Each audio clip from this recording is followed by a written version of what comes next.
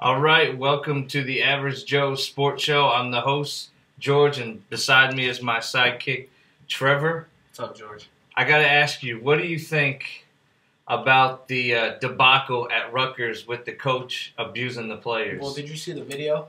I did. I've seen it numerous saw it yesterday. times. I saw it on ESPN.com, and what I saw was disgusting. The guy throwing balls at the players, just pushing them around, grabbing them, throwing them around, calling them names that we will Gay slur names? Yeah, gay slur names, other inappropriate names that we will not say on this show. No, because we are a family-friendly show. We are very friendly here at Lincoln College of New England.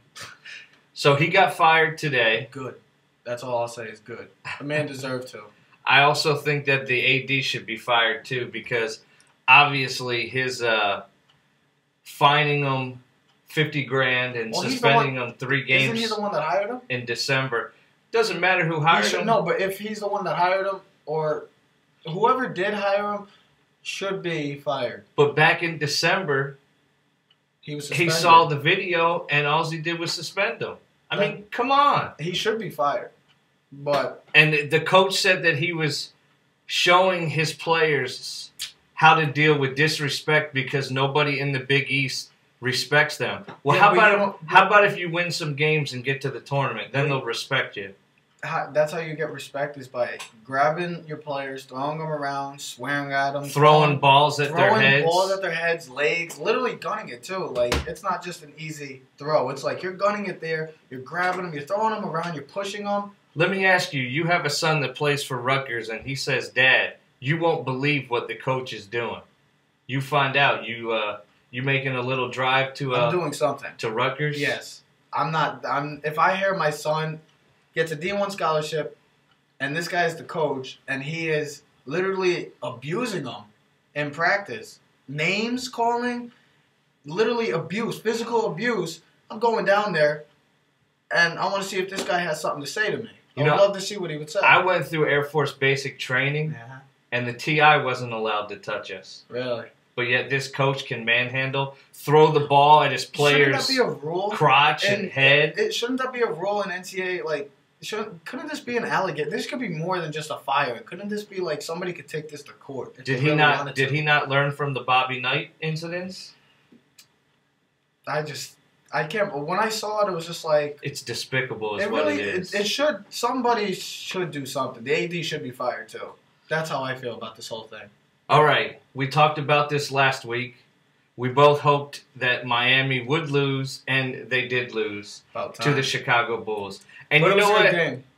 I thought it was pathetic of LeBron that he had to come out and whine about the officiating.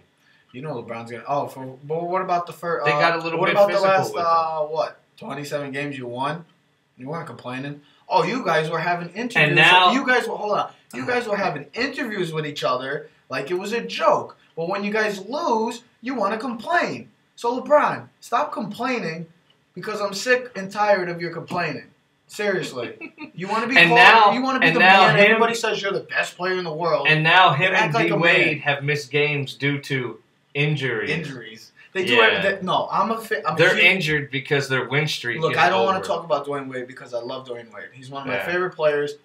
But LeBron James, it seems like these two, whatever LeBron does, Dwayne Wade does, or whatever Dwayne Wade does, LeBron's out. It seems like they're little puppets, you know? And now it's coming out that Dwayne Wade would like to star in Space Jam 2.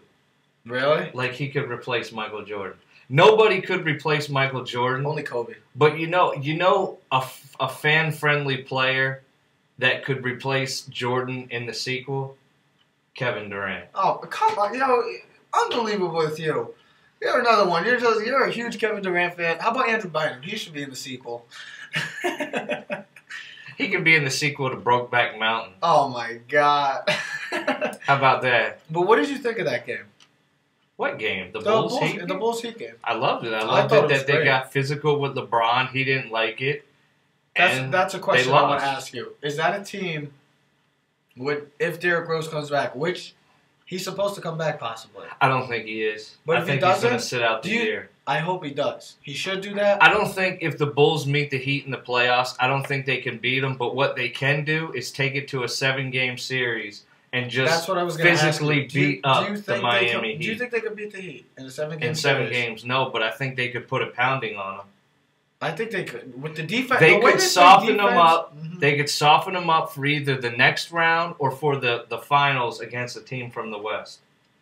I know for a fact that if Miami has to play the Bulls in the first round, not the first round, the second round, or even the Eastern Conference Finals, it's not going to be a pretty series for them. They'll win just because based off of talent. You know what it is? It's funny that after this win streak ended and a month and a half of the Miami Heat could be one of the greatest teams of all time or the greatest team of all time. Right now, they don't even look like the favorites to win the championship. Who do you think looks like the favorite? Just like the Final Four tournament, to me there is no favorite. Louisville. The Spurs. Oh, okay, yeah, Louisville is the clear-cut favorite. But you know what? After the way Michigan manhandled Kansas, and I could see. They didn't manhandle Florida. You mean Florida? I'm sorry, that's right. Mm-hmm. But the way they handled Kansas and then Florida, I could see Michigan winning the championship. But we'll talk about that later in the show. But I can't stand. But it's funny the way that nobody is talking about the Heat being the greatest team of all time anymore. They're not the greatest team of all time. I don't think they were compared to the 95, 96, 72, and 10 Bulls. I just never will see that. You'll never see a team like that again. But since you said, I want to know this. You just said it. Who is the favorites then? Quite frankly, it has to be. For the last month, I really haven't been paying attention to the NBA because of March Madness. Well, I'll give you the only thing I've been paying attention to is the Sixers, hoping that they'll lose, but they continue to win. They're not helping themselves. Really, I know they're winning. So I haven't really. They're making a late season push. Yeah, they are. Except for last Wednesday when I watched Chicago beat the Heat and snap their win streak. I really haven't paid attention to the NBA. Well, I can tell you this, that the top 3 teams going into the playoffs this year will be the same 3 teams that it was last year. The Spurs, the Thunder, and the Heat. Those are the top 3 teams. The Clippers are falling apart. They're not the same team. The Pacers, the Knicks are on a 9-game winning streak. They beat the Heat by 12. I mean, no D Wade or no LeBron, but they did win the season series. Bosh was still there. It's tough this year. It's kind of like the NCAA tournament this year. I think the Knicks are a better team without Amari Stoudemire. I agree. I just don't like him and Melo playing against each other because they're the exact same players. All right, let's move on to the gruesome injury. I cringed. Against Louisville. Did you watch it live? Yes, I saw it. I saw him jump in the air to block the shot, come down, and his leg snap from in between the knee and the ankle. At first, I was watching the game, and when Hairston was coming down after he hit the 3, he made a face, and I'm thinking, okay, what happened? They turn around, the guy's injured. I'm thinking, okay, he might have just twisted his ankle. When they showed it on replay, the first time they showed it on replay, I cringed. I just was like... Well, I find it funny that CBS showed it like 2 or 3 times right in a row. That was it. Twice? That was it. And then they stopped. Yeah, exactly. But stopped showing. They showed it because they didn't know what happened either. So they showed it twice, and that was it. They never showed it again.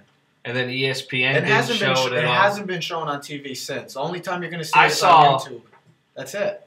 And Yahoo Sports. I saw it there Sunday night. That's the only. And then last night, my brother sent me a picture of the actual injury, and I do have to say that was rather gruesome. It is one of the. It's compared to the Joe Theismann injury. It's almost as bad as when Robin Ventura slid into home plate and broke his ankle, and his foot was pointing in the opposite direction. I hate leg injuries. They're so gruesome. It's just. I don't even want to talk about it. It's so gruesome. That injury was so bad. Like, I saw it, I was just like... And seeing the players, not even like that, seeing players, even Patino crying, you just thought, wow, you know this affected them.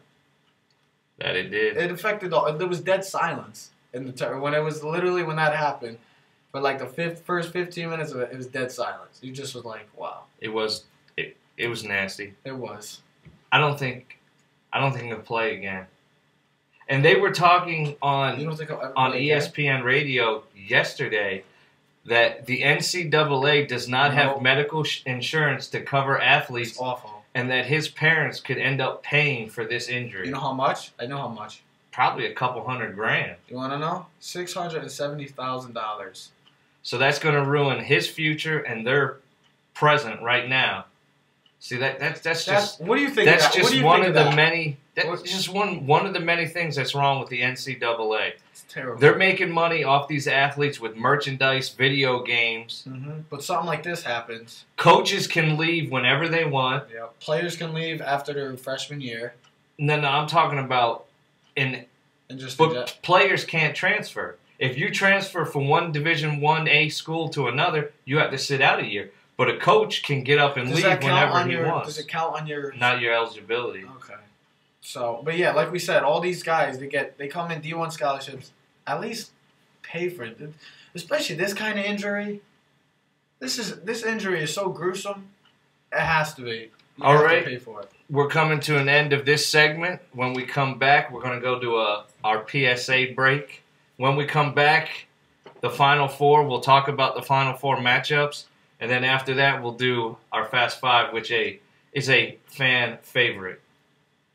And we're out to break. We'll be back. Hi, I'm Michelle Obama. The images from Haiti are heartbreaking. Homes, hospitals.